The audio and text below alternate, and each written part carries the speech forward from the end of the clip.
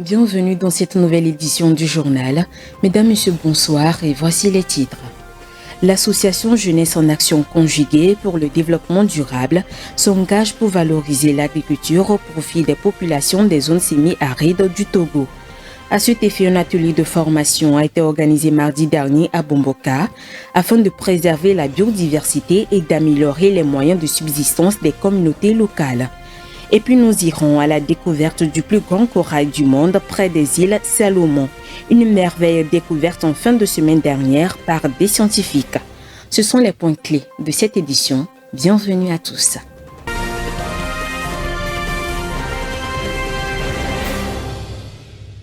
L'Association Jeunesse en Action Conjuguée pour le développement durable JACDD a organisé mardi dernier à Bomboka, dans la région des savanes du Togo, un atelier de formation basé sur la gestion durable des terres et des écosystèmes des zones semi-arides. Cette rencontre vise à identifier les chaînes de valeur plus adaptées afin de fournir un soutien matériel aux communautés pour leur activité génératrice de revenus. Regardez. Dans le cadre du projet de gestion durable des terres et des écosystèmes des zones semi-arides du nord du Togo, l'association Jeunesse en Action Conjuguée pour le développement durable, JACDD, s'engage aux côtés du ministère de l'Environnement et des Ressources forestières pour optimiser les chaînes de valeur agricoles et agroforestières dans les régions de la Kara et des savanes. Avec le soutien du Fonds pour l'environnement mondial FEM et du Programme des Nations Unies pour le développement PNUD, ce projet cible la restauration des terres dégradées, la préservation de la biodiversité et l'amélioration des moyens de subsistance des communautés locales de ces zones semi-arides. Selon Nassakou Ibrahim, directeur exécutif du JACDD, l'association s'appuie sur une approche participative pour favoriser une véritable appropriation locale.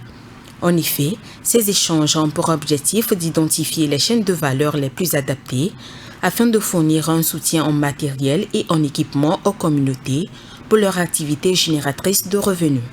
L'association JACDD utilise le concept de chaîne de valeur développé par Michael Porter pour encourager des pratiques agricoles et agroforestières respectueuses de l'environnement. Les produits agricoles des chaînes de valeur dans les régions de la Kara et des savanes visent non seulement à répondre aux besoins des marchés nationaux et internationaux, mais aussi à garantir une durabilité à long terme des ressources naturelles. L'une des priorités du projet est de promouvoir la production du bois d'énergie afin de réduire la pression exercée sur le stock de bois disponible des aires protégées. Les communautés locales peuvent ainsi améliorer leurs conditions de vie et tout en réduisant leur impact sur l'environnement. Avec l'optimisation des chaînes de valeur agricoles et agroforestières, les résultats attendus sont prometteurs. Ce projet pourrait transformer les pratiques locales et encourager les investissements durables dans les régions de la Kara et des savanes. À terme, l'initiative de JACDD pourrait devenir un modèle inspirant pour d'autres zones semi-arides d'Afrique qui, elles aussi, sont confrontées aux défis du changement climatique et de la dégradation des terres. Le Premier ministre togolais Victoire Toméga Dogbe a réaffirmé l'engagement du gouvernement à faire de Lomé une ville exemplaire en matière de propreté. C'est à l'occasion d'une rencontre avec le coordinateur de la plateforme des comités de développement de base du Grand Lomé, Kodjo Konu Nukafu. Léon Sagbo pour plus de précision. Le Premier ministre du Togo, Victoire Toméga Dogbe, a rencontré la semaine dernière le coordinateur de la plateforme des comités du développement à la base du Grand Lomé, Kodjo Konu Nukafu. Au cours de leur entretien, Mme Toméga Dogbe a loué les efforts déployés pour relever les défis liés à l'insalubrité dans la capitale togolaise. La chef du gouvernement a souligné l'importance de la propreté dans les zones urbaines car elle garantit le bien-être des citoyens et projette une bonne image du pays. Elle a encouragé les comités de développement locaux à continuer leur action en vue d'un environnement plus sain. C'est une visite de courtoisie au Premier ministre pour lui témoigner toute notre gratitude en ce qui concerne les efforts qui sont faits en faveur des communautés à la base. tous les efforts qui se font dans la lutte contre l'insalubrité de la ville de Lomé. Quand vous savez que les comités de développement à la base jouent un rôle dans ce domaine. Donc elle nous a donné beaucoup d'utiles conseils pour pérenniser tout ce que nous faisons, pour rendre nos quartiers, nos villages propres. Elle a touché du doigt l'emploi des jeunes, que nous devons être des relais par rapport aux programmes et projets du gouvernement et permettre à nos jeunes de bénéficier de pas mal de projets et programmes. Donc nous allons tenir compte de ces conseils et je crois que les CVDC de Cuy sont toujours disponibles pour travailler dans le sens du bien commun et de la salubrité de la ville. Les comités de développement à la base CDB jouent un rôle crucial dans la lutte pour la salubrité dans la capitale. Ils mènent dans ce sens différentes initiatives, dont la mise en place des campagnes de nettoyage régulières des quartiers, la sensibilisation des habitants sur l'importance de la bonne gestion des déchets et le soutien à des projets communautaires de développement durable.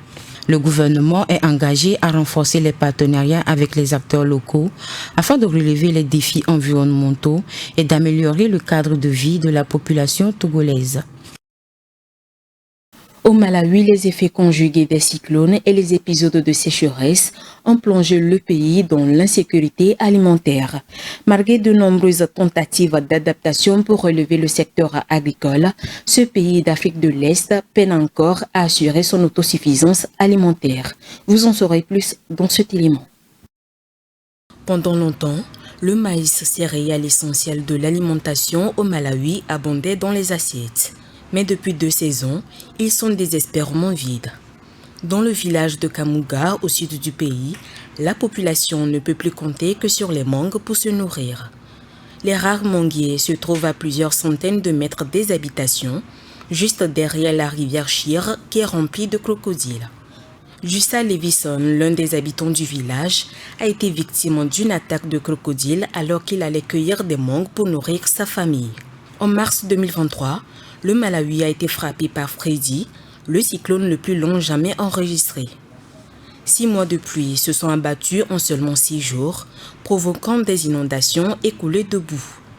1200 personnes ont perdu la vie et 700 000 ont été déplacées.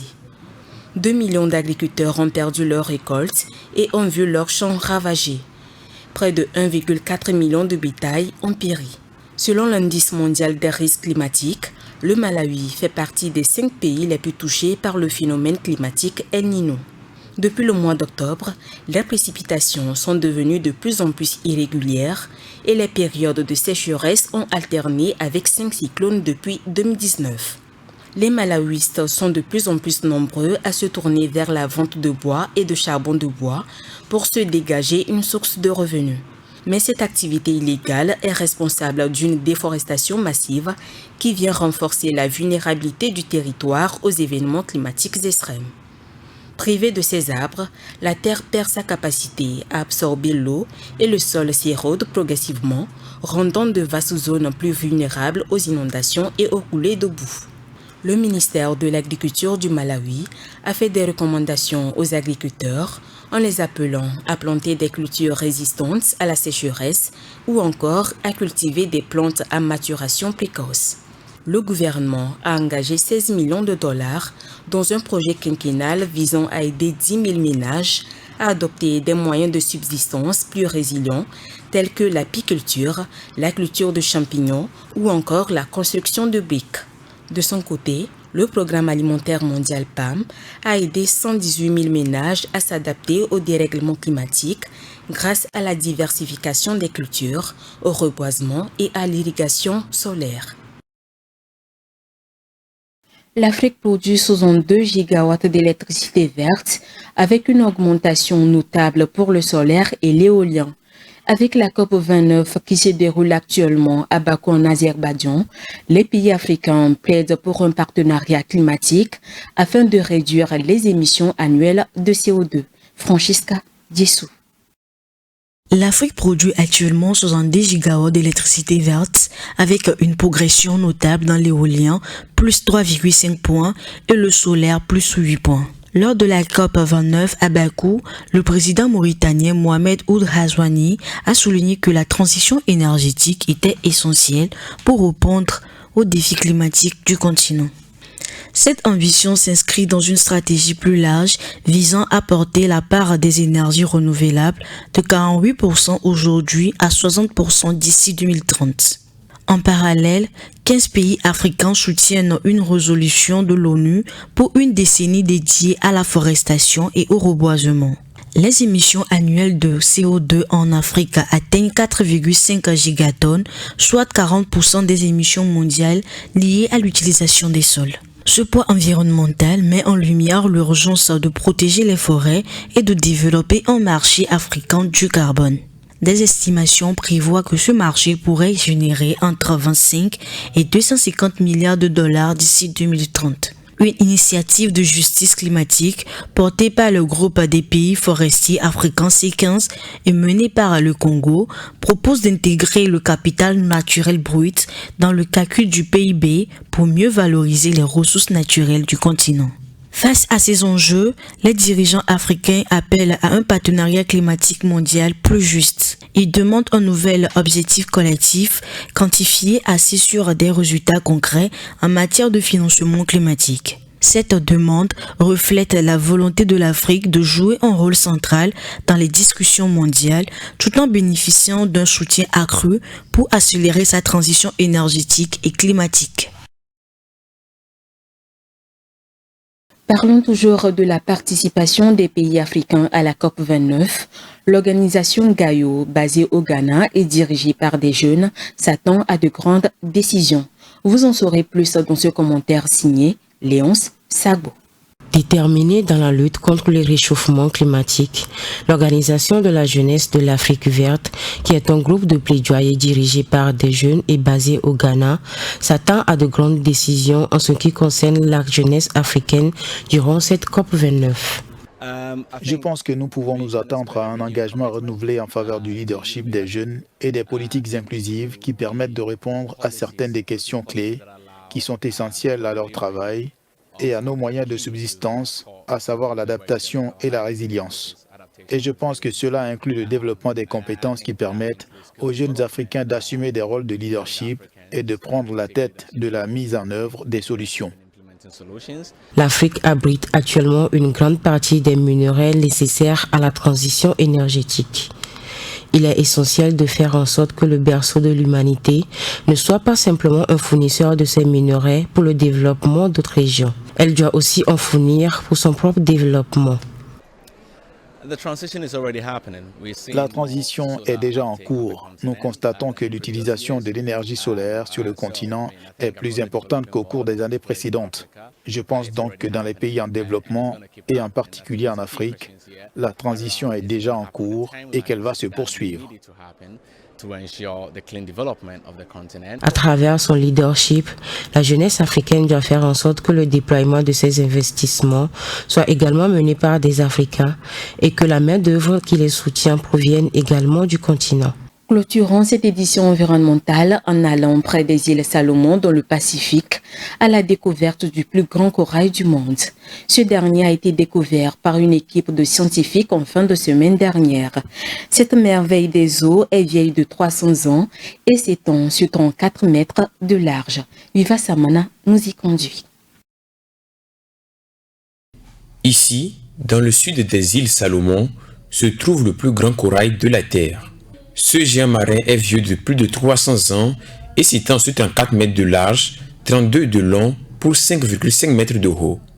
Sa découverte était inespérée face aux effets du changement climatique sur les récifs. Il est découvert par une équipe de scientifiques du National Geographic qui a fait l'annonce le 14 novembre 2024. Ces scientifiques participaient à une expédition dans le sud de la région connue sous le nom de Three Sisters. L'écologiste marin Henrik Sala déclare qu'alors qu'il pensait qu'il n'y avait plus rien à découvrir sur la planète Terre, son équipe et lui ont trouvé un corail massif composé de près d'1 milliard de petits polypes débordant de vie et de couleurs. Selon les chercheurs, cette structure autonome s'est développée pendant environ 3 siècles à partir d'un réseau complexe de minuscules polypes coralliens. Elle se distingue d'un récif corallien constitué de nombreuses colonies distinctes. Le grand corail découvert au large des îles Salomon est 3 fois plus grand que le précédent détenteur du record situé aux Samoa américaines et surnommé Big Mama. La taille de la nouvelle merveille est supérieure également à celle d'une baleine bleue. D'après les scientifiques, le nouveau colosse marin serait visible depuis l'espace. C'était le journal de la rédaction. Merci de votre aimable attention. L'information continue. Agréable semaine à tous et surtout, prenez soin de vous.